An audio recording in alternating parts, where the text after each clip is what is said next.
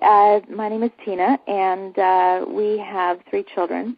Our last child is Madison. She has Down syndrome, and she is an extraordinarily gifted child academically and in ability. She actually shocks people at how high functioning she is.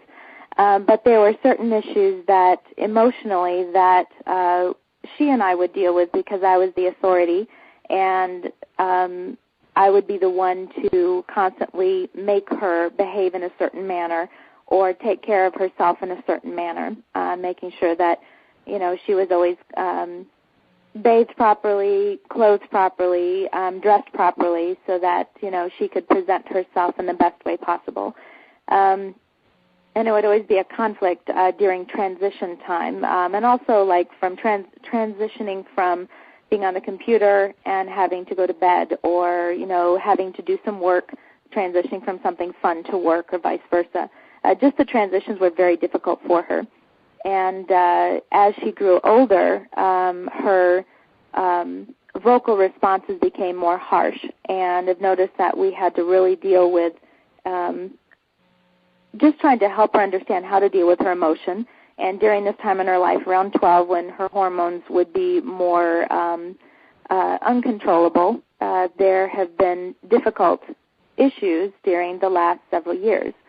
But we noticed for the first week, we noticed that there were a little bit of change, but it was like, well, surely not bad. That she's just having a good day. But then we noticed by the second week, all the things that we've poured into her, teaching her to say yes, ma'am, and be respectful, and you know you're not supposed to speak that way, and be kind, all of those things are starting to pour out of her voluntarily. And bedtime was a very difficult time, and also getting up in the morning was very difficult. Now, I was wondering where she was one night, because it was around bedtime, I was about ready to put her in bed, and it's like, anybody seen Maddie? And I noticed the bathroom door was closed that she usually gets ready in. And I knocked on the door and said, Maddie, do you need help with anything? And she said no, but she invited me into the bathroom. And I noticed she had gotten her own pajamas for the first time in her entire life. They were sitting on the sink, and she was preparing for bed.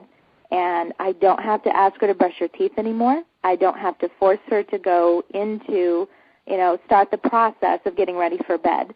And during the day when I ask her, Maddie, would you please stop the computer and come do some work, she will say, yes, ma'am, instead of the transition fight that we usually have to go through. And I would always have to win because I have to make sure that she is being respectful and doing the right thing, and I can't let that go at any time because I wanted to make sure that her life would be good. And if I poured into her as much as I could for the first several years, I was hoping that all of us could have a good life of peace through our, you know, as we aged. But she is doing so well with transitions, I can hardly believe the stress level that is not in our home anymore. And I am so excited to see what's going to happen in the next 6 months. Her clarity, her speech is becoming more clear. Her thoughts are reaching a higher clarity. Her quickness, her humor is increasing. She's always been a funny kid, but her intelligent humor has progressed to another level. Her fluid thought, her continuous thought have increased, and we are absolutely amazed at how it's doing. So we are excited to see what's going to be happening, and we're excited to see what other children will be doing. We've kind of used Maddie as a little bit of an experiment to see, before we mention it to other families with children with challenges, but we are so excited to see what it's done for Maddie. So, Mark, thank you very much for the opportunity to share our